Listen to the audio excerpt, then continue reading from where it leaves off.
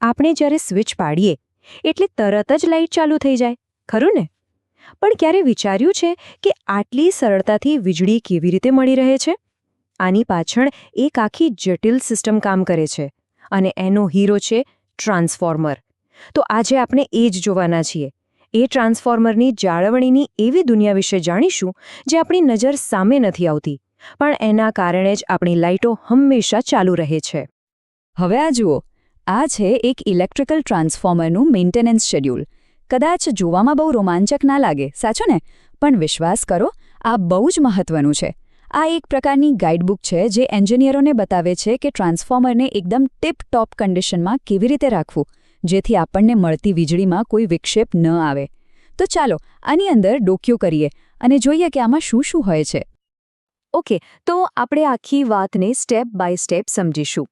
શરૂઆત કરીશું કલાકની દેખરેખથી, પછી દૈનિક અને માસિક રૂટીન જોઈશું, એના પછી અર્ધવાર્ષિક અને વાર્ષિક ચેકઅપ, અને છેલ્લે 5 વર્ષે થતા મોટા ઓવરહોલ સુધી પહોંચીશું. તો સૌથી પહેલા વાત કરીએ એવી તપાસની જે સતત ચાલતી રહે છે, એટલે કે કલાકની તપાસ.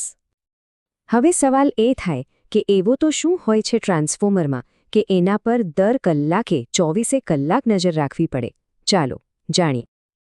જુઓ, મુખ્યત્વે 3 વસ્તુઓ છે જેના પર દર કલાકે નજર રખાય છે: લોડ કરંટ, વોલ્ટેજ અને તાપમાન. આને ટ્રાન્સફોર્મરના વાઇટલ સાઇન્સ કહી શકાય. બિલકુલ એવું જેમ આપણે ગાડી ચલાવતી વખતે સ્પીડોમીટર, ફ્યુલ ગેજ અને ટેમ્પરેચર મીટર પર સતત નજર રાખીએ છીએ ને, બસ એન્જિનિયરો માટે આ મીટર જેવા જ છે. જો કંઈ પણ ઉપર નીચે થાય તો તરત જ ખબર પડી જાય. માની લો કે વોલ્ટેજમાં કોઈ ગડબડ દેખાય તો શું? તો એન્જિનિયરો ટેપ ચેન્જર નામની એક વસ્તુ વાપરે છે. હવે આ શું છે? સાવ સહેલું છે. એ ટ્રાન્સફોર્મરનું એક પ્રકારનું ફાઇન ટ્યુનિંગ નોબ છે. જેમ આપણે પંખાની સ્પીડ વધારવા ઘટાડવા માટે રેગ્યુલેટર ફેરવીએ છીએ, બસ એ જ રીતે ટેપ ચેન્જરથી વોલ્ટેજને પરફેક્ટ લેવલ પર સેટ કરવામાં આવે છે. કલાકની વાત તો થઈ. હવે થોડું આગળ વધીએ અને જોઈએ કે દરરોજ અને દર મહિને કઈ કઈ બાબતોનું ધ્યાન રાખવામાં આવે છે. કહેવાય છે ને કે prevention is better than cure. બસ આ દૈનિક અને માસિક તપાસો એનું જ કામ કરે છે. નાની પણ નિયમિત તપાસો ભવિષ્યની મોટી સમસ્યાઓને આવતી જ અટકાવી દે છે. તો જુઓ, અહીં દૈનિક અને માસિક કામોનું લિસ્ટ છે. રોજિંદા કામો કેવા છે? એકદમ સિમ્પલ, નજર ફેરવીને થઈ જાય એવા. જેમ કે સિલિકા જેલનો રંગ કેવો છે એ ચેક કરવું, કે ક્યાંકથી તેલ તો નથી ટપકતું ને. જ્યારે માસિક કામો થોડા વધારે ડિટેલ્ડ છે, જેમ કે ટાંકીમાં તેલનું લેવલ બરાબર છે કે નહીં, કે પછી વાયરોના જોડાણો ઢીલા તો નથી પડી ગયા ને. આ બધું જ ભવિષ્યમાં મોટી ખરાબી થતી રોકે છે. હવે આ ડિહાઇડ્રેટિંગ બ્રીધરની વાત કરીએ. આ બહુ મજેદાર વસ્તુ છે. સમજી લો કે આ ટ્રાન્સફોર્મરના ફેફસા છે. જ્યારે ટ્રાન્સફોર્મરનું તેલ ગરમ ઠંડુ થાય ત્યારે એ શ્વાસ લે છે. આ બ્રીધર એ સુનિશ્ચિત કરે છે કે અંદર જતી હવા એકદમ સૂકી હોય, ભેજ વગરની. અને એ કામ કરે છે અંદર રહેલી સિલિકા જેલ. જેવી ભેજ શોષી લે એનો રંગ બદલાઈ જાય છે, બ્લૂમાંથી પિંક. આ એકદમ ક્લિયર સિગ્નલ છે કે હવે મને બદલો. કેટલું સ્માર્ટ છે નહીં?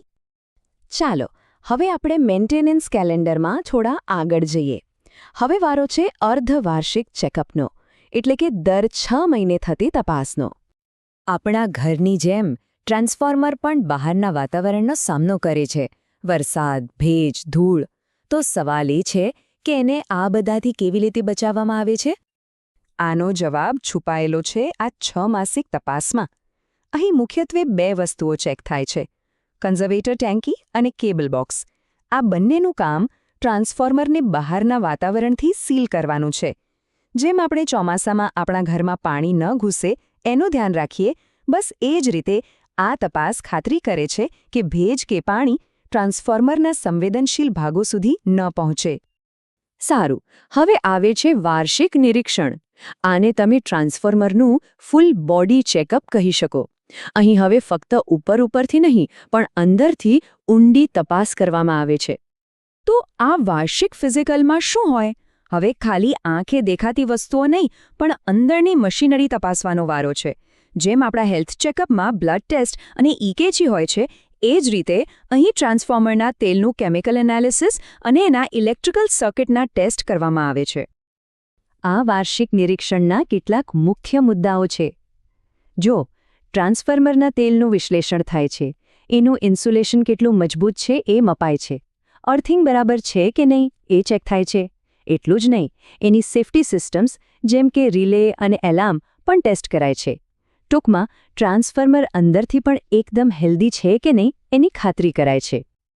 હવે આ બે ટેસ્ટ છે જે થોડા સરખા લાગે પણ છે સાવ અલગ: ઇન્સ્યુલેશન રેઝિસ્ટન્સ અને અર્થ રેઝિસ્ટન્સ.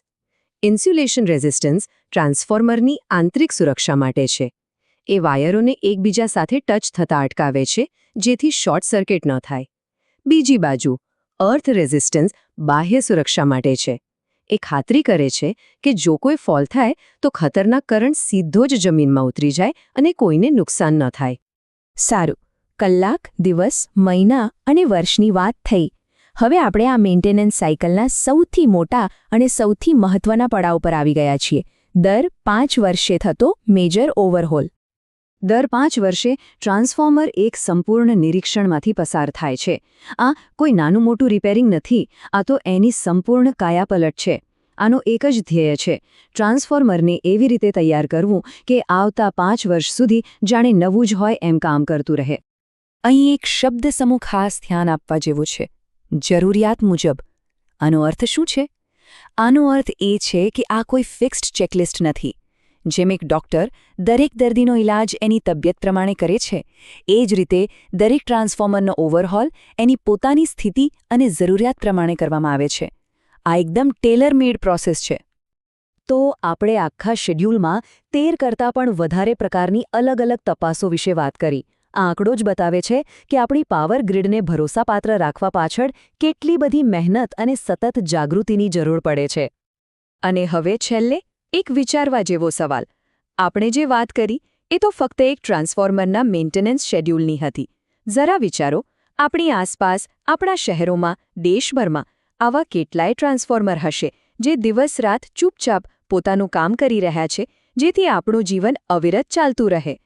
આ એક એવું વિશાળ, અદૃશ્ય નેટવર્ક છે જે આપણા આધુનિક વિશ્વનો પાયો છે.